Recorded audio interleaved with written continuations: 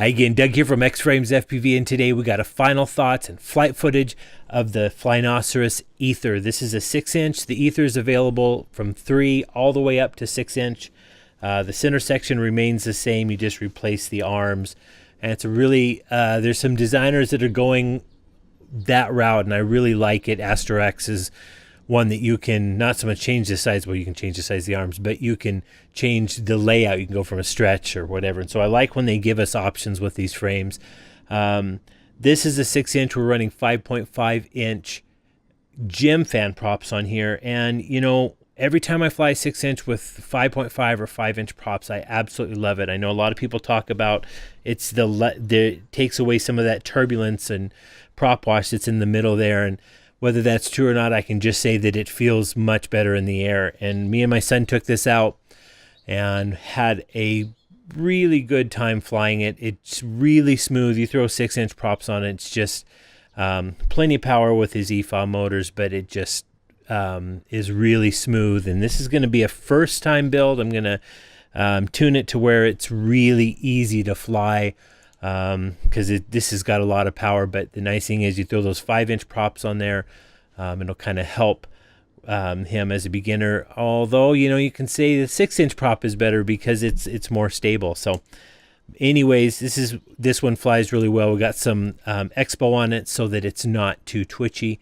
and did a few other things in the tune to kind of help it. So let's get to the tabletop, and then we'll do that and show some flight footage.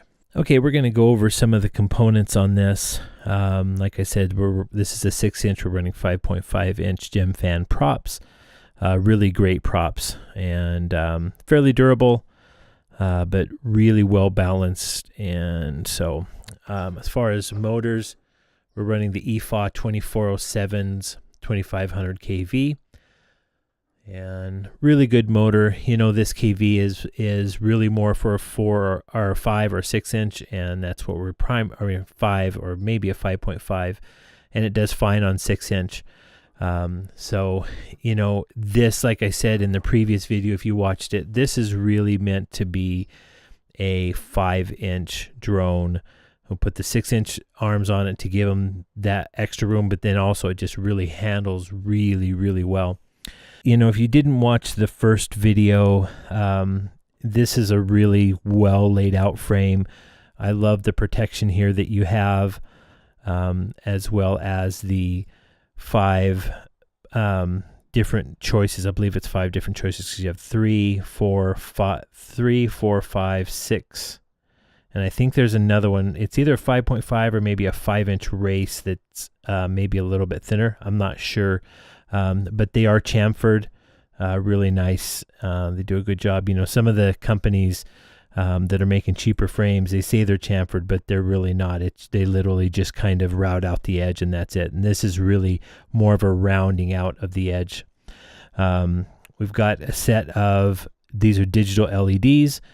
This will help him in the beginning to kind of help a little bit with orientation and knowing the direction. We have it set up to where when you arm it, it changes color, and we put a few little things on there that will help him know when the battery's low and that kind of stuff.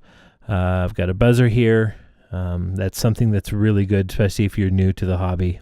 Just a little bit of insurance. Got just a simple linear dipole on here.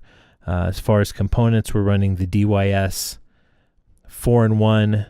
This is a 30 amp. The DYS F4. We do have stick tuning, so out of TX6, I believe, is where I have it. So with the movements of the stick, he can adjust his PIDs, his rates, and the VTX, which is really, the VTX is one of the greatest things about it. As far as cameras, we're running the RunCam Micro. This is with the 2.3, I believe, lens. No, this is the 2.1 lens.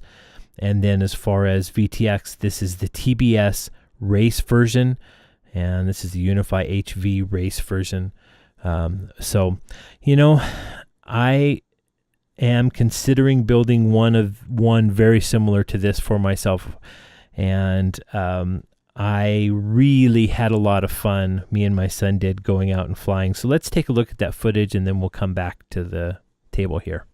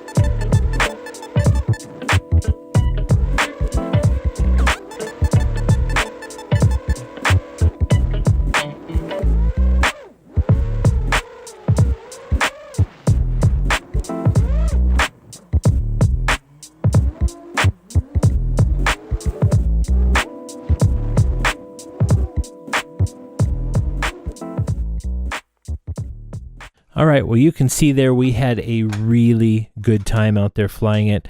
Now let's talk about the vibration. You can see obviously there's a vibration there in the video. That simply is from the way I mounted it. I literally just Velcroed we were using a Polaroid cube on the top here, and that's got a metal magnet on the bottom, and I didn't even notice it, but it was vibrating on the top canopy, and we didn't notice it until we checked the video at the field. It was there, but we didn't really pay attention that there was obviously some vibration, but no big deal.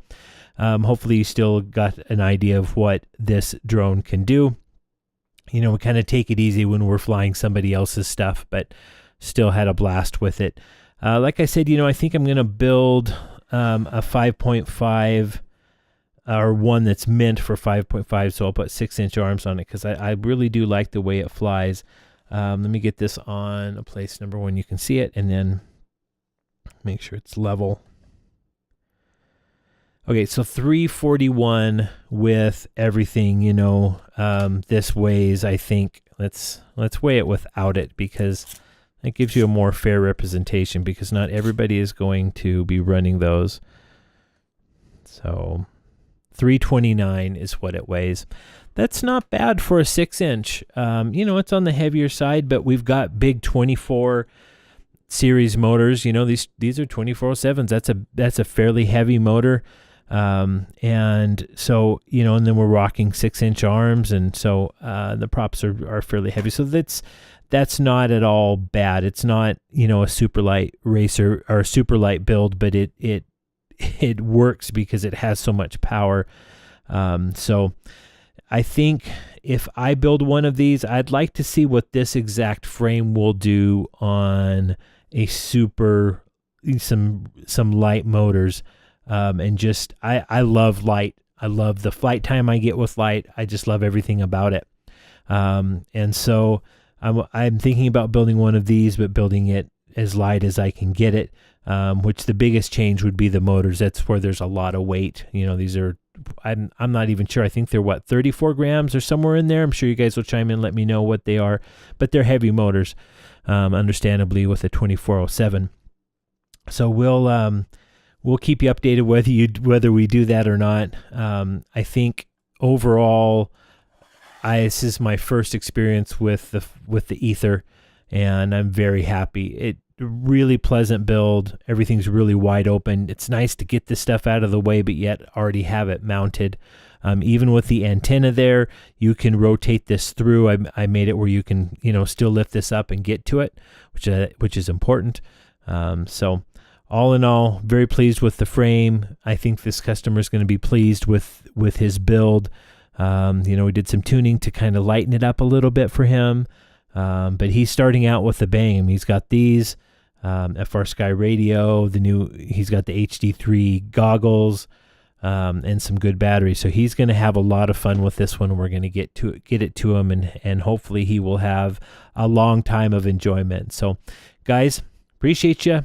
We're doing some fun things on the website. You'll see things kind of changing. It's obviously if you saw my old website, I've had this one built, and we're having still have some pictures that the builder put on there, and so I'm going to be updating that stuff as time goes by.